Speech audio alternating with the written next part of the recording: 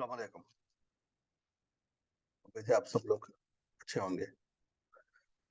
आज एक टॉपिक पॉलीप्लेक्स के ऊपर कुछ पॉइंट शेयर करना है। इससे पहले भी एक दो क्वेश्चंस उसके ऊपर आए थे और रिसेंटली भी एक क्वेश्चन उस पर आया है। कुछ दिन से इरादा था कि पॉलीप्लेक्स को डिटेल में देखूं और एक्सप्लेन करूं कुछ पॉइंट्स उसके, क्योंकि बहुत पहले मैंने शेयर सजेस्ट किया था और उसके बाद से अच्छा भी चला, लेकिन रिसेंटली तकरीबन एक साल से ज़्यादा हो गया होगा कि वो शेयर बहुत डाउन है अभी। अ, मैं आपके साथ एक छोटी सी स्क्रीन एक पीपीटी शेयर करता हूँ, स्क्रीन शेयर करके कुछ पॉइंट्स मैंने इस पर नोट किए हैं, उस पॉइंट्स पे डिस्कस कर लेता है। या सबसे पहले देखिए, पॉलीप्लेक्स में एक सबसे बड़ा जो चेंज है वो चेंज इन कंट्रोल हुआ है। प्रमोटर्स यहाँ पे बदले हैं। पहले एक 7-8 प्रमोटर्स थे, डिफरेंट डिफरेंट इन्वेस्टमेंट फंड्स थे उसमें। संजय सरफ और दूसरे जो अच्छे वेल नोन इन्वेस्टर्स हैं वो भी थे। वो लोग अभी इस कंपनी को बेचना चाह रहे हैं। और पॉलीप्लेक्स की हिस्ट्री बहुत अच्छी है, बहुत ही लाइक ऑलमोस्ट ऑलमोस्ट तकरीबन में भी 15 या 20 ईयर से कंपनी का बहुत अच्छा ट्रैक रिकॉर्ड है बिजनेस में, और बहुत ज़्यादा रिटर्न उसने बना के दिए हैं। लेकिन अभी कुछ 1-1.5 साल से ये डाउन है। और जैसे प्रमोटर्स कुछ शेयर सेल करते हैं तो उस पर इम्पैक्ट भी पड़ता है शेयर प्राइस पे भी। लेकिन यहाँ पे पॉलीप्लेक्स का मसला सिर्फ ये नहीं है कि प्रमोटर्स बेच रहे हैं। पॉलीप्लेक्स का एक्चुअल इशू ये है कि ये बिजनेस जो है साइक्लिकल इन नेचर है, और फिर वक्त साइकिल का डाउन टर्न चल रहा है। उसके ऊपर थोड़ा डिटेल में आते हैं बाद में, लेकिन अभी जो चीज़ लोगों को कंफ्यूज कर रही है उसको एक्सप्लेन करना का इरादा है। अ, अभी अगर देखें तो पहले जो प्रमोटर्स का जो शेयर होल्डिंग है, आउट ऑफ 100% में से 50.97 प्रमोटर्स के पास है। यानी कि वो लोग जिन्होंने कंपनी स्टार्ट की थी उनके पास 50.97% शेयर्स हैं। एक्चुअली देखा जाए तो इस कंपनी के शेयर्स हैं 3.1 करोड़ से ज्यादा नंबर ऑफ शेयर्स हैं। 3,13,92,462 नंबर ऑफ शेयर्स ये हैं। और उसमें से उन्होंने एक नया इन्वेस्टर है एजीपी होल्डको, उसको 24.28% शेयर्स इन्होंने उसको बेच दिया है। यानी कि आउट ऑफ 50.97 24.28 शेयर्स के सेल कर दिए प्रमोटर्स ने न्यू इन्वेस्टर को। न्यू इन्वेस्टर एजीपी होल्डको जो दुबई बेस्ड कंपनी है, और ये इसके ऑपरेशंस वर्ल्ड वाइड है, और बहुत ज्यादा इसी का मार्केट शेयर है। वर्ल्ड लीडर है बीओपीपी फिल्म्स, थिन फिल्म्स वगैरह में। यानी कि जो पैकेजिंग के लिए जो मटेरियल इस्तेमाल होता है उसमें वर्ल्ड लीडर जो है वो एजीपी होल्डको है। जो 24.28% शेयर सेल किए थे उसका कंसिडरेशन था 1379.4 करोड़ इंडियन रुपीस। यानी कि 1380 करोड़ के आसपास शेयर्स ये लोग बेच रहे थे 24.28 के। अगर उसको हम डिवाइड करके देखें नंबर ऑफ शेयर्स कितने बनते हैं, तो वैल्यू पर शेयर आ रही थी 1810 की, 1810 की। लेकिन बाद में फिर एक न्यूज आई कि वो कंसिडरेशन जो है वो कम किया, और उस नए वाले कंसिडरेशन जो है वो 1100 करोड़ को चेंज है। तो वो बन जाता है 1560 शेयर प्राइस, यानी कि एक शेयर 1560 में इसका सेल हुआ है। और ये जब न्यूज आई थी कि ये प्रमोटर्स शेयर बेच रहे हैं 24.3%, उस वक्त मार्केट में पॉलिप्लेक्स का शेयर प्राइस बढ़ा भी था इस न्यूज के बेसिस पे। क्योंकि जरूरी नहीं है कि हर प्रमोटर जब भी शेयर्स बेचे तो वो नेगेटिव हुई उसका सेंटिमेंट बने। क्योंकि एजीपी होल्डको बहुत बड़ी कंपनी है जो इस फील्ड में वर्ल्ड लीडर है, तो उसके पास बहुत ज्यादा दूसरे रिसोर्सेज भी हैं जो इस एग्जिस्टिंग बिजनेस को अक्वायर करके वो लोग और अच्छा उसको बढ़ा सकते हैं। उनके पास ज्यादा रिसर्च टीम होगी और ज्यादा रिसोर्सेज होंगे, ज्यादा मटेरियल वगैरह, रॉ मटेरियल वगैरह वो इजी और कम कॉस्ट पे अक्वायर कर पाएंगे। तो बहुत सारे फायदे होते हैं जो वर्ल्ड लीडर के पास। और उसके पास अगर ये बिजनेस गया है तो वो उसको और अच्छे तरीके से प्रॉफिटेबल बना सकता है। तो ये चंद फैक्टर्स हैं जिसके बेसिस पे इस न्यूज पे शेयर प्राइस पॉलीप्लेक्स का बढ़ा था। अगर आप देखें percentage after the sale consideration, no promoters hold 26.69%। यानी कि उनके पास 50.97 था, उसमें से 24.28 जब उन्होंने बेच दिया तो उनके पास 26.69 रह गया एग्जिस्टिंग प्रमोटर्स के पास। और जो एजीपी होल्ड को है जो कि न्यू इन्वेस्टर है उसके पास 24.28 शेयर्स आ गए। यानी कि अभी भी दोनों को मिला के देखेंगे तो आप कोई 50.97 ही रहेगा, और बाकी के 9%, 10% ऑलमोस्ट फॉरेन इंस्टीट्यूशनल इन्वेस्टर्स के पास हैं, और कुछ थोड़ा सा परसेंटेज डोमेस्टिक इंस्टीट्यूशनल इन्वेस्टर्स के पास भी हैं, जैसे बड़े म्यूचुअल फंड्स हो गए और बड़े इन्वेस्टमेंट हाउसेस हो गए जो डोमेस्टिक हैं, और बाकी के तकरीबन 36-37% पब्लिक के पास है नॉर्मल, जैसा कि आपके और मेरे पास है।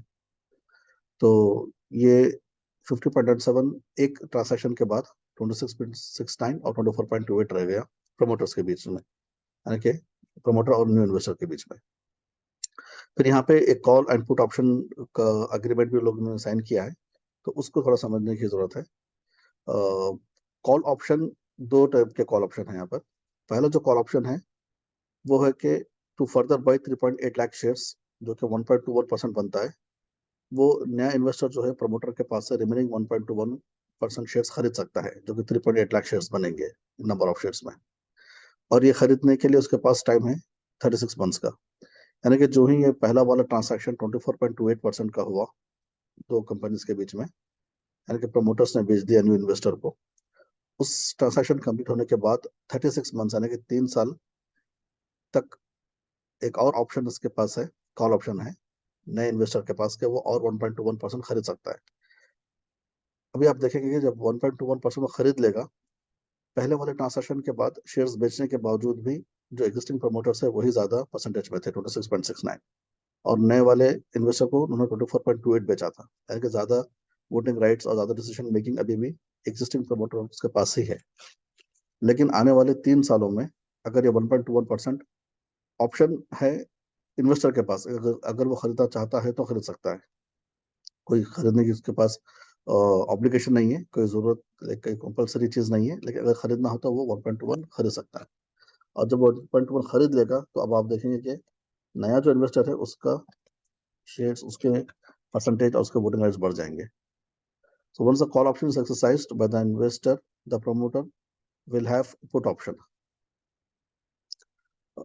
जैसे मैं आपको बता रहा था कि जब कॉल ऑप्शन इसके पास खरीद लेगा 1.21, तो एग्जिस्टिंग प्रमोटर्स के पास जो पहले 26.69 होल्ड कर रहा था, उनके पास वैल्यू हो जाएगी 25.48, और जो नए इन्वेस्टर के पास हो जाएगी, जो पहले 24.28 था, अब 1.1 खरीदने के बाद उसके पास हो जाएगी 25.49। तो आप देखेंगे थोड़ा सा डिफरेंस है दोनों शेयर्स होल्डर्स के बीच में, लेकिन अब प्रमोटर्स के पास थोड़ा सा कम है और नए इन्वेस्टर के पास ज्यादा है।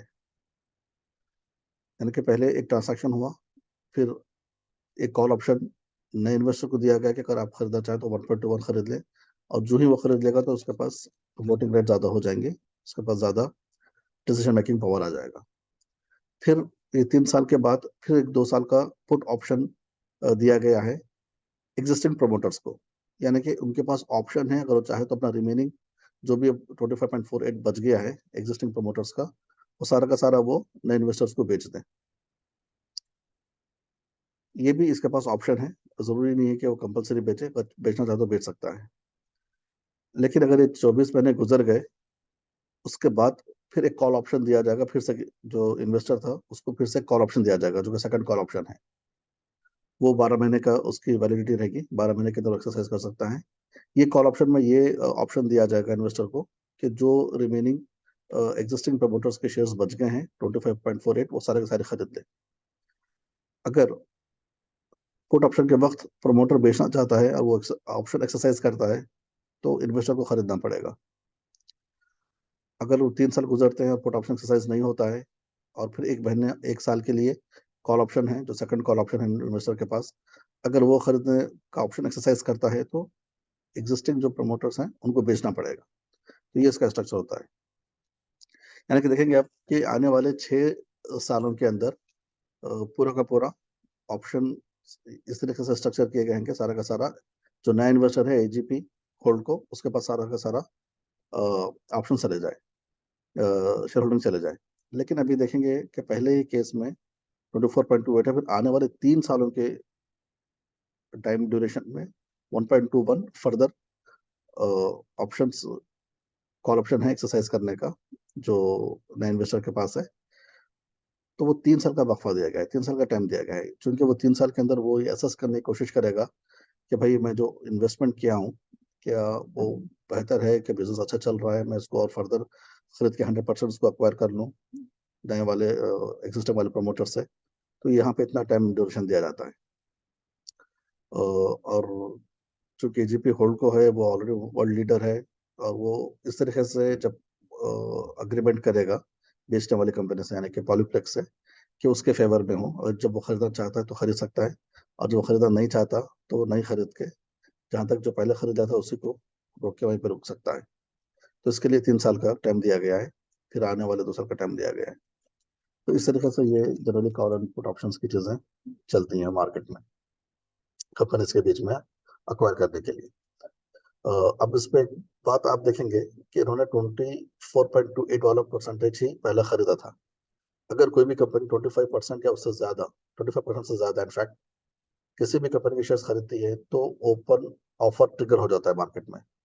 ओपन ऑफर में ये होता है एज पर सभी रूल्स कि जितना भी आपने 25% से बढ़ के शेयर खरीदे हैं जिस कंपनी के भी, तो उसके दूसरे पब्लिक शेयर होल्डर्स भी हैं जैसे कि आप और मैं हैं, तो उनको पब्लिक में ये ऑफर लेके आना पड़ता है कि मैं अब दूसरों से भी शेयर्स खरीदूंगा पर्टिकुलर प्राइस पे, जो भी प्राइस मैनेजमेंट अग्री करती है।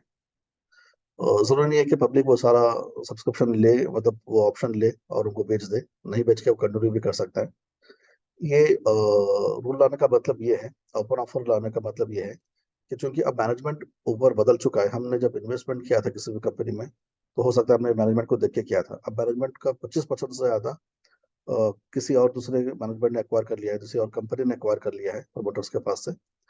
तो हो सकता है हमको वो नए वाले प्रमोटर्स पसंद ना हो, तो हमारे पास एक ऑप्शन होना चाहिए कि हमने उनको बेच के निकल जाए, हम फर्दर कंटिन्यू नहीं करना चाह रहे इस नए वाले कंपनी के साथ जो कि अक्वायर कर रही है एक टारगेट कंपनी को।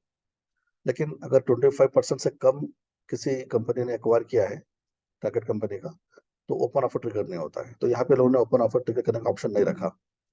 या अगर 25% से बढ़ के होल्ड करते, अक्वायर करते एजीपी होल्ड को, तो उनको फिर एक पब्लिक में ऑफर लेके आना पड़ता कि दूसरे लोग भी चाहे तो अपना शेयर बेच दें एक पर्टिकुलर प्राइस पे। तो वैसा कोई ऑप्शन यहाँ पे है नहीं। हम अगर बेचना चाहते तो जो नॉर्मल मार्केट प्राइस है उसमें बेच सकते हैं। लेकिन अभी आप देख रहे हैं कि पिछले तकरीबन 1 डेढ़ साल से अच्छा खासा करेक्शन इसमें आया है। मोर देन 50% के आसपास करेक्शन है आई थिंक। मोर देन 50%, या फिर हाँ, अगर आप 1.5 साल से देखें तो 50% करेक्शन तो हो गया है इसमें। अच्छा, ये करेक्शन के जो चंद रीजंस हैं या फिर जो भी सिचुएशन है, इसमें एक और पॉइंट ये भी था कि जो शेयर्स हैं वो प्रमोटर शेयर्स प्लेज किए गए थे।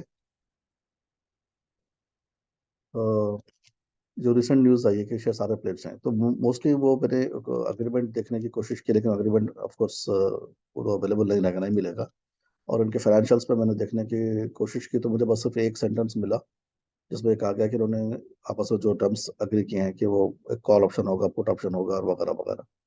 लेकिन किसी भी एंगल से ये नहीं मिला मुझे कि शेयर स्प्लिट की बात कुछ हुई थी क्या उस एग्रीमेंट में। अगर ये पॉइंट है कि वो शेयर स्प्लिट कर दें, यानी कि एग्जिस्टिंग प्रमोटर्स जो हैं वो बेचेंगे तो खैर अलग बात है। लेकिन क्या ये भी है कि जो उनकी जो शेयर्स अभी बाकी रह गए हैं, जो कि फिल वक्त 26.69% है एग्जिस्टिंग प्रमोटर्स के पास, तो क्या वो एज पर द एग्रीमेंट वो भी उनको प्लेज कर देने हैं, ये कोई पॉइंट लाइक कंफर्म नहीं हो सका। तो हो सकता है कि ये कंपनीज ने प्लेज किया हो किसी बैंक के पास लोन लेने के लिए, और जनरली प्लेज करते हैं तो लोन लेने के लिए प्लेज करता है। लेकिन चूंकि अभी ऑलरेडी एक दो कंपनी आपस में ट्रांजैक्शंस कर रहे हैं, तो वो एक कंडीशन से भी लगाते हैं कि कोई कंपनी बाहर शेयर्स प्लेज नहीं करेगी। तो मोस्ट लाइकली ये है कि शायद ये जो कंपनी एग्जिस्टिंग प्रमोटर्स है उन्होंने प्लेज किया हो जो नए इन्वेस्टर है उसके साथ।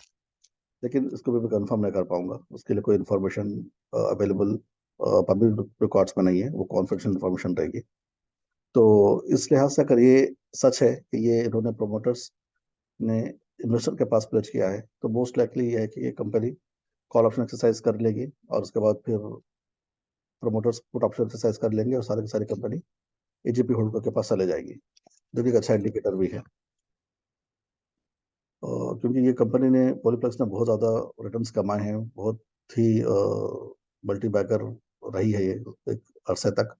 तो जनरली प्रमोटर्स ये करते हैं कि कंपनीज को प्रमोट करते हैं, फिर उसमें बिजनेस बढ़ाते हैं, और जब उनको लगता है कि भाई अब इसका जितना भी रिटर्न आना था अच्छा खासा आ गया है, और फर्दर भी रिटर्न आएंगे, लेकिन हो सकता है उनके पास कोई दूसरा आइडिया हो और कुछ और ऑप्शंस उनके पास हो, या फिर किसी और जगह इन्वेस्ट करना चाह रहे हो, तो वो अपनी कंपनी का कुछ परसेंटेज या सारी कंपनी में बेच के दूसरे ऑप्शंस में चले आते हैं, क्योंकि उन्होंने अच्छा खासा इसका बेनिफिट रीप कर लिया है। अब कुछ और नए आइडियाज के साथ नए बिजनेस की तरफ जाता है। तो ये है मोस्टली, इसलिए शायद उन्होंने कंपनी बेची हो एग्जिस्टिंग प्रमोटर्स ने। रही बात अब हमारा क्या एक्शन पॉइंट्स होगा उसके लिए, अगर आप समझ जाए पॉलीप्लेक्स को थोड़ा सा, तो एक तो मसला ये है कि एक बिजनेस साइक्लिकल है। ये हमेशा ऐसे ही रहा कि 2-3 साल बहुत अच्छे आते हैं, फिर बीच में कुछ डिमांड की कमी की वजह से फिर इनका प्रोडक्शन कम होता है, और फिर इनका प्रॉफिट कम होता है, कि मार्जिन श्रिंक होते हैं। तो ये हमेशा चलता आया है पैकेजिंग इंडस्ट्री में। जब बहुत ज़्यादा कंजम्पशन होता है, जब मार्केट रेट्स कम होते हैं, और इनकम लोगों के हाथ में जब ज़्यादा होती है, इनकम डिस्ट्रीब्यूशन ज़्यादा होती है पब्लिक में, तब ऐसा बहुत बहुत ज़्यादा कंजम्पशन होता है, और फिर ये कंपनी ज़्यादा अच्छा परफॉर्म भी करती हैं। अभी आप देख रहे हो कि इंटरेस्ट रेट्स बढ़ते ही जा रहे हैं हमेशा। मैक्रो इकोनॉमिक इंडिकेटर्स यूएस और यूरोप में पर्टिकुलरली, एक तो कोविड के बाद से जो इंटरेस्ट रेट्स कम हुए थे, जीरो इंटरेस्ट रेट पे चला गया था, उसके बाद से जो बढ़ने शुरू हुए हैं वो अभी तक बढ़ते आ रहे हैं।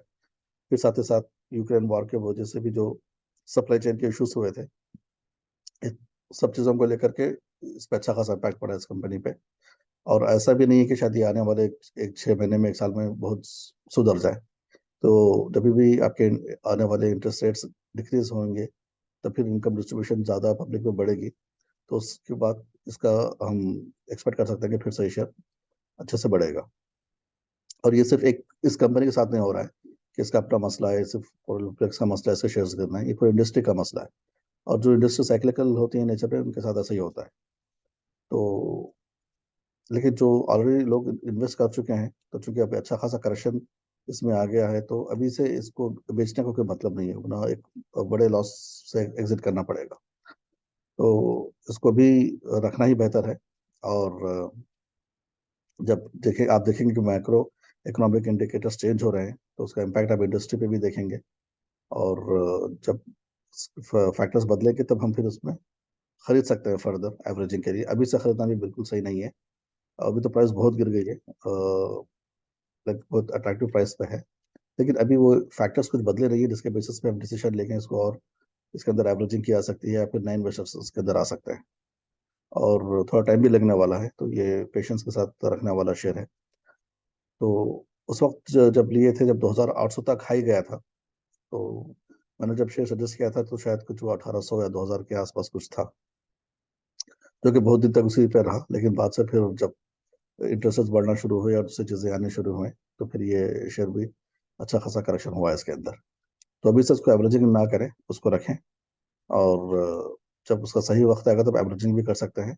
और ये जो कि मार्केट लीडर के पास अब कंपनी है, और ये लाइक वन ऑफ दी ज़रूरी चीज़ों में से एक चीज़ है पैकेजिंग। हर कंपनी के लिए पैकेजिंग ज़रूरी है। तो इनका बिजनेस कहीं जाने वाला नहीं है, और कोई फंडामेंटल्स इनके अभी तक कुछ इंटैक्ट है, कोई ऐसी खराबी आई नहीं है, सिवाय इसके कि जो साइक्लिकल नेचर के बिजनेस होते हैं वो इम्पैक्ट इनके ऊपर पड़ा है, और इंटरेस्ट रेट्स बढ़ने का दूसरी वजह से भी इनके ऊपर इम्पैक्ट पड़ा है। तो इस पे वेट करना ही सही है। और अभी चूंकि करंट वॉर भी हो रही है, जिसके बेसिस पे हो सकता है कि ऑयल प्राइसेस का रेट बढ़ जाए, तो ऑयल प्राइसेस का भी इनके ऊपर इम्पैक्ट पड़ेगा, क्योंकि इनका one of the major raw materials होता है ऑयल से निकलता है। ऑयल से बहुत सारे वो लोग उसके प्रोडक्ट्स बनाते हैं, जो कि फाइनली फिल्म्स में और वो थिन फिल्म्स वगैरह बनाने के लिए इस्तेमाल होती है। तो ऑयल इनका one of the major, natural gas और oil one of the major इनके रॉ मटेरियल्स का हिस्सा है। तो शायद इसकी वजह से भी थोड़ा उनको और फर्दर प्रॉब्लम हो। और अगर आप देखेंगे तो पिछले क्वार्टर पे पहली बार लॉस भी बुक करना पड़ा था, लाइक नेट लॉस आया था इनको, कंपनी को। तो हो सकता है, लेकिन आगे चल करके वो 1-2 क्वार्टर्स के बाद चीज़ें थोड़ा साफ हों, क्लियर हों, और अच्छे पैसेस बढ़ने की भी उम्मीद है। तो ये चंद पॉइंट्स है पॉलीप्लेक्स के ताल्लुक से। और खासतौर पर इसका स्ट्रक्चर जो बदल रहा है, उसको लेके कंफ्यूजन लोगों में ज़्यादा था, तो मैं थोड़ा सिंप्लीफाई करने की कोशिश कर रहा था। अगर अभी भी आपको कोई इस पे सवाल है या डाउट है तो आप पूछ सकते हैं। और खासतौर पर प्लेजिंग का जो शेयर्स है वो अगर फर्दर शायद अभी 2-3 दिन में इनके आई बिलीव नवंबर 6 को इनकी आने वाली है इस क्वार्टर के रिजल्ट्स, वो देखने में कैसे होंगे। और फर्दर कोई न्यूज़ मिलती है कि शेयर्स कहाँ प्लेज हैं तो उससे भी हमको क्लैरिटी मिलेगी कि भाई ये कंपनी का लाइक क्या मतलब किस डायरेक्शन में जा रही है। लेकिन अभी तक ओवरऑल फंडामेंटली इंटैक्ट है ये। लेकिन इसके जो अपने मसले हैं उसके लिए वेट करना ही मुनासिब है। तो ये चंद चीज़ें थी जो मैं आपसे शेयर करना चाह रहा था। अगर आपका कुछ इसमें सवाल हो, कुछ भी फर्दर क्लैरिफिकेशन चाहिए या आपके पास कोई इन्फॉर्मेशन हो तो आप फिर मुझे पर्सनली बता सकते हैं या फिर इस वीडियो पे कमेंट करके भी अपने क्वेश्चंस दे सकते हैं। वैसे ही मेरी तरफ से था पॉलीप्लेक्स के लिए। कुछ और आपके सवाल हो तो फिर आप मुझे रिच आउट कीजिए। अल्लाह हाफिज़।